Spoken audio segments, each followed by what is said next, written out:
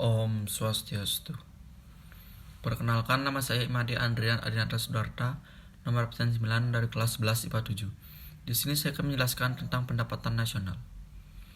Pendapatan nasional adalah jumlah pendapatan yang diterima oleh seluruh rumah tangga keluarga di suatu negara dari penyerahan faktor-faktor produksi dalam satu periode waktu tertentu, biasanya selama 1 tahun.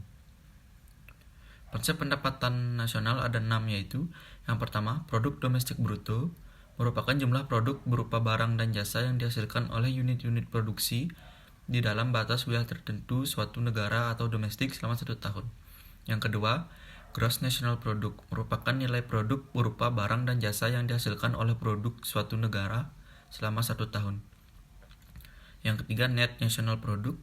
Yang keempat, net national income, merupakan nilai produk berupa barang dan jasa yang dihasilkan oleh penduduk suatu negara selama satu tahun.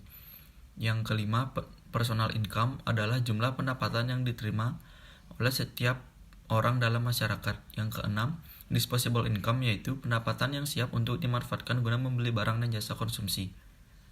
Pada dasarnya, menghitung pendapatan nasional adalah hal penting karena banyak manfaatnya, yaitu yang pertama, mengetahui tingkat kemakmuran suatu negara. Yang kedua, mengevaluasi kinerja perekonomian dalam skala tertentu.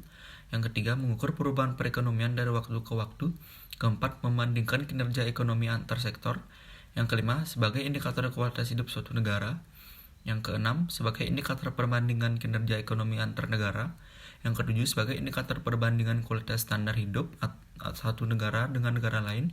Yang kedelapan, sebagai ukuran dan perbandingan pertumbuhan ekonomi dari waktu ke waktu. Terdapat 3 metode perhitungan yang bisa digunakan untuk mengetahui jumlah atau nilai dari pendapatan nasional, yaitu yang pertama, pendekatan pendapatan, yaitu perhitungannya dilakukan dengan menjumlahkan seluruh pendapatan dimulai dari upah, sewa, bunga, hingga laba yang diterima oleh rumah tangga konsumsi dalam suatu negara pada satu periode. Yang kedua, pendekatan produksi, yaitu cara menghitungnya dilakukan dengan cara menambahkan seluruh nilai produk berupa jasa atau barang jadi yang dihasilkan oleh suatu negara, bidang agraris, industri, jasa, ekstraktif, dan niaga.